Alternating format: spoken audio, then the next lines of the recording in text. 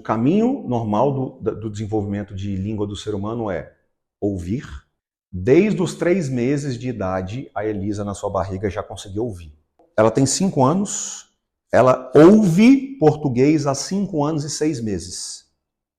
E ela fala bastante. Ela está começando a descobrir que o que ela ouve e fala existe também escrito. Mas, por exemplo, a Sofia, a minha filha, que vai fazer 3 anos.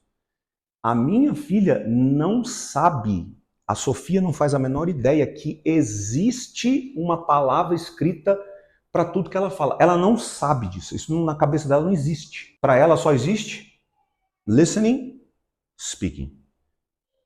Listening, speaking. O que todo mundo que quer escrever, jornalista, seja escrever livro, o que é a dica número 1? Você quer ser um bom escritor? Leia muito. Você quer ser um bom speaker? Listen.